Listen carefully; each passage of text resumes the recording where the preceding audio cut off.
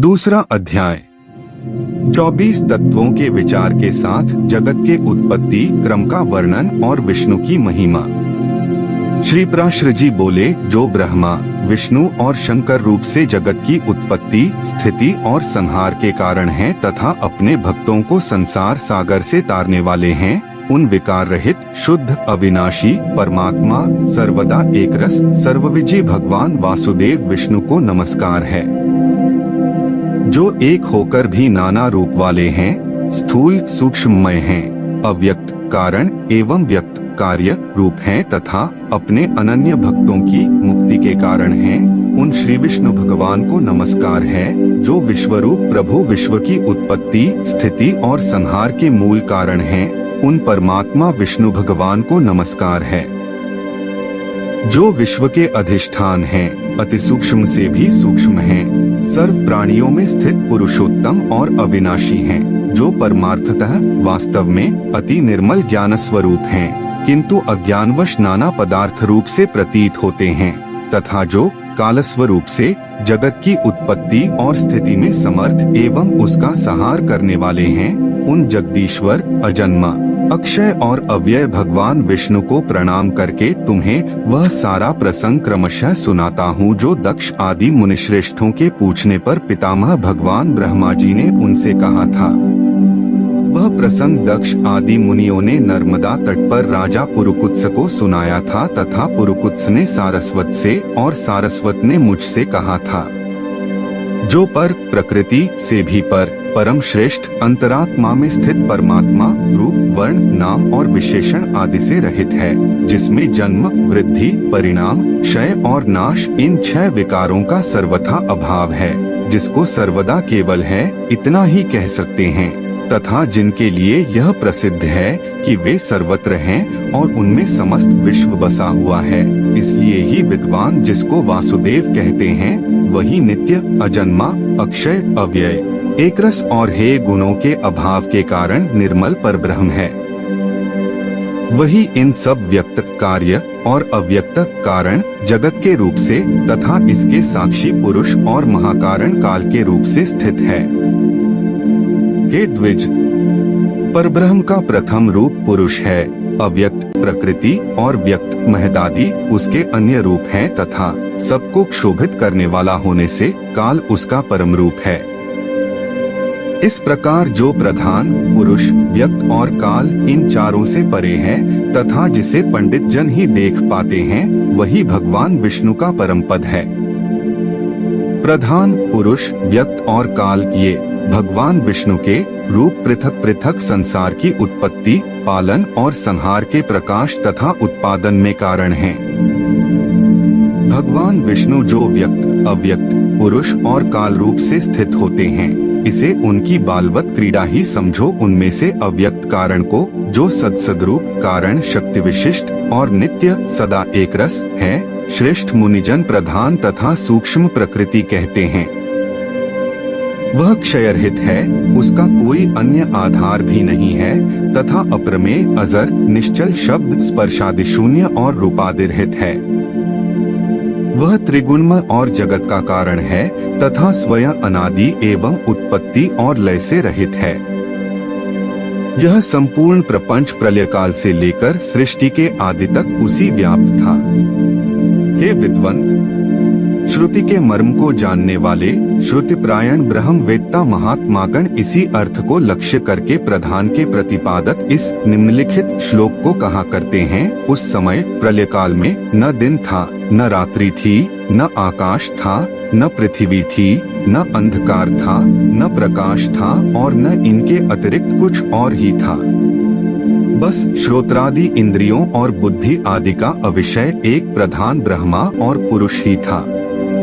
हे विप्र, विष्णु के परम उपाधिरहित स्वरूप से प्रधान और पुरुष ये 2 रूप हुए। उसी विष्णु के जिस अन्य रूप के द्वारा वे दोनों सृष्टि और प्रलयकाल में संयुक्त और वियुक्त होते हैं, उस रूपांतर का ही नाम काल है। 24 बीते हुए प्रलयकाल में यह व्यक्त प्रपंच प्रकृति में लीन था, इसलिए प्रपंच के इस प्रलय को प्राकृत प्रलय कहते हैं। हे द्विज, कालरूप भगवान अनादि हैं, इनका अंत नहीं है, इसलिए संसार की उत्पत्ति, स्थिति और प्रलय भी कभी नहीं रुकते, वे प्रवाह रूप से निरंतर होते रहते हैं। हे मैत्रेय, प्रलयकाल में प्रधान प्रकृति के साम्यावस्था में स्थित हो जाने पर और पुरुष के प्रकृति से पृथक स्थित हो जाने पर विष्णु भगवान का कालरूप इन दोनों को धारण करने के लिए प्रवृत्त होता है। तदंतर सर्गकाल उपस्थित होने पर उन पर ब्रह्म परमात्मा विश्वरूप सर्वव्यापी सर्वभूतेश्वर सर्वात्मा परमेश्वर ने अपनी इच्छा से विकारी प्रधान और अविकारी पुरुष में प्रविष्ट होकर उनको क्षोभित किया। जिस प्रकार क्रियाशील न होने पर भी गंध अपनी सन्निधि मात्र से ही मन को क्षुभित कर देता है, उसी प्रकार परमेश्वर अपनी सन्निधि मात्र से ही प्रधान और पुरुष को प्रेरित करते हैं। हे ब्राह्मण, वह पुरुषोत्तम ही इनको क्षोभित करने वाले हैं और वे ही क्षुब्ध होते हैं तथा संकोच, सामय और विकास क्षोभ युक्त प्रधान रूप से भी वे ही स्थित हैं। ब्रह्मादि समस्त ईश्वरों के ईश्वर वे विष्णु ही समष्टि व्यष्टि रूप ब्रह्मादि जीव रूप तथा महत्तत्व रूप से स्थित हैं। हे द्विजश्रेष्ठ, सर्गकाल के प्राप्त होने पर गुणों की साम्यावस्था रूप प्रधान जब विष्णु के क्षेत्रज्ञ रूप से अधिष्ठित हुआ तो उससे महत्तत्व की उत्पत्ति हुई। उत्पन्न हुए महान को प्रधान तत्व ने आवृत किया। महत्तत्व सात्विक, राजस और तामस भेद से 3 प्रकार का है, किंतु जिस प्रकार बीज छिलके से संभाव से ढका रहता है, वैसे ही यह त्रिविध महत्तत्व प्रधान तत्व से सब ओर व्याप्त है।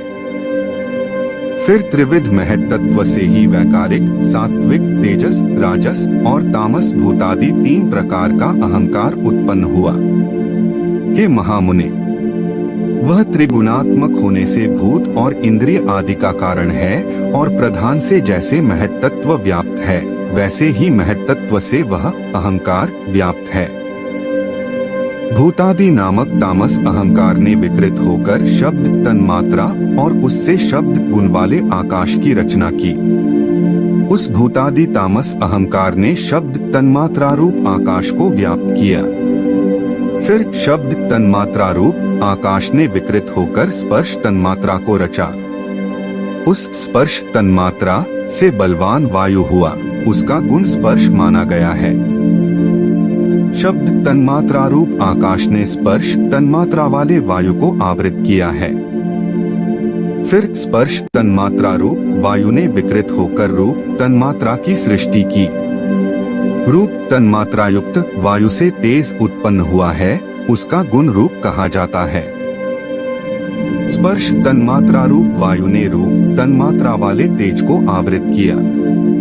फिर रूप तन्मात्रामय तेज ने भी विकृत होकर रस तन्मात्रा की रचना की। उस रस तन्मात्रा रूप से रस गुण वाला जल हुआ। रस तन्मात्रा वाले जल को रूप तन्मात्रामय तेज ने आवृत किया। रस तन्मात्रा रूप जल ने विकार को प्राप्त होकर गंध तन्मात्रा की सृष्टि की। उससे पृथ्वी उत्पन्न हुई है, जिसका गुण गंध माना जाता है। उन्होंने आकाशादि भूतों में तन्मात्रा है, अर्थात केवल उनके गुण शब्दादि ही हैं, इसलिए वे तन्मात्रा गुण रूप ही कहे गए हैं। तन्मात्राओं में विशेष भाव नहीं है, इसलिए उनकी अविशेष संज्ञा है।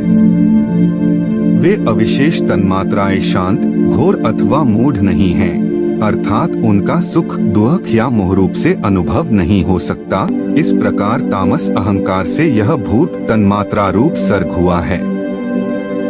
10 इंद्रियां तेजस अर्थात राजस अहंकार से और उनके अधिष्ठाता देवता वैकारिक अर्थात सात्विक अहंकार से उत्पन्न हुए कहे जाते हैं। इस प्रकार इंद्रियों के अधिष्ठाता 10 देवता और 11वां मन वैकारिक सात्विक हैं।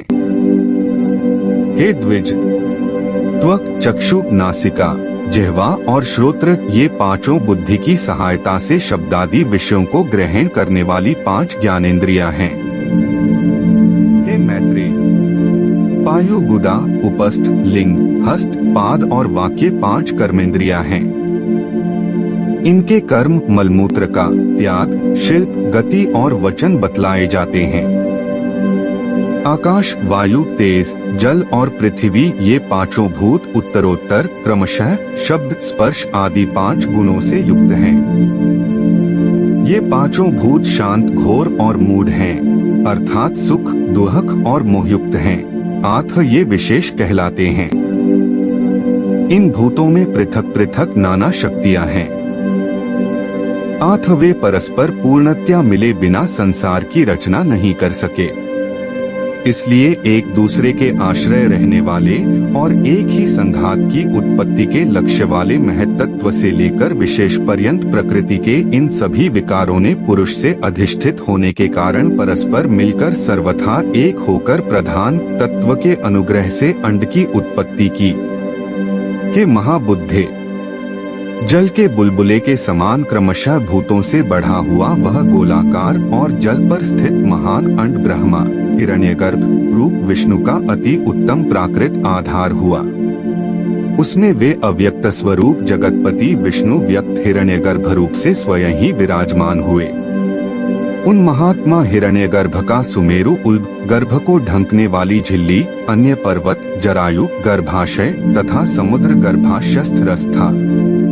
हे विप्र, उस अंड में ही पर्वत और द्वीपादि के सहित समुद्र, ग्रह गण के सहित संपूर्ण लोक तथा देव, असुर और मनुष्य आदि विविध प्राणिवर्ग प्रकट हुए।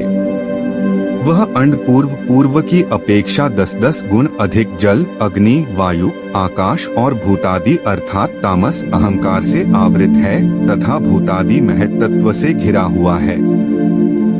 और इन सब के सहित वह महत्त्व भी अव्यक्त प्रधान से आवृत है। इस प्रकार जैसे नारियल के फल का भीतरी बीज बाहर से कितने ही छिलकों से ढका रहता है, वैसे ही यह अंड इन 7 प्राकृत आवरणों से घिरा हुआ है। उसमें स्थित हुए स्वयं विश्वेश्वर भगवान विष्णु ब्रह्मा होकर रजोगुण का आश्रय लेकर इस संसार की रचनाएं प्रवृत्त होते हैं तथा रचना हो जाने पर सत्वगुण विशिष्ट अतुल पराक्रमी भगवान विष्णु उसका कल्पांत पर्यंत युग युग में पालन करते हैं। हे मैत्रेय, फिर कल्प का अंत होने पर अति दारुण तमह प्रधान रुद्र रूप धारण कर वे जनार्दन विष्णु ही समस्त भूतों का भक्षण कर लेते हैं। इस प्रकार समस्त भूतों का भक्षण कर संसार को जलमय करके वे परमेश्वर शेष शया पर शयन करते हैं। जगने पर ब्रह्मारूप होकर वे फिर जगत की रचना करते हैं। वह एक ही भगवान जनार्दन जगत की सृष्टि, स्थिति और संहार के लिए ब्रह्मा, विष्णु और शिव इन 3 संज्ञाओं को धारण करते हैं। वे प्रभु विष्णु सृष्टा ब्रह्मा होकर अपनी ही सृष्टि करते हैं, पालक विष्णु होकर पाल्य रूप अपना ही पालन करते हैं और अंत में स्वयं ही संहारक शिव तथा स्वयं ही उपसंहरित लीन होते हैं। पृथ्वी, जल, तेज, वायु और आकाश तथा समस्त इंद्रिया और अंतःकरण आदि जितना जगत है सब पुरुष रूप है, और क्योंकि वह अव्यय विष्णु ही विश्वरूप और सब भूतों के अंतरात्मा है, इसलिए ब्रह्मादि प्राणियों में स्थित सर्गादिक भी उन्हीं के उपकारक हैं। अर्थात जिस प्रकार ऋत्विजों द्वारा किया हुआ हवन यजमान का उपकारक होता है, उसी तरह परमात्मा के रचे हुए समस्त प्राणियों द्वारा होने वाली सृष्टि भी उन्हीं की उपकारक है। वे सर्वस्वरूप श्रेष्ठ, वरदायक और वरेण्य, प्रार्थना के योग्य भगवान विष्णु ही ब्रह्मा आदि अवस्थाओं द्वारा रचने वाले हैं। वे ही रचे जाते हैं, वे ही पालते हैं, वे ही पालित होते हैं तथा वे ही संहार करते हैं और स्वयं ही संहरित होते हैं।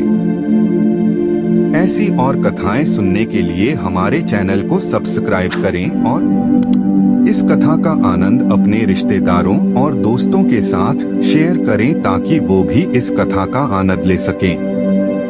हम मिलेंगे अगले अध्याय में, तब तक के लिए जय श्री कृष्ण मित्रों।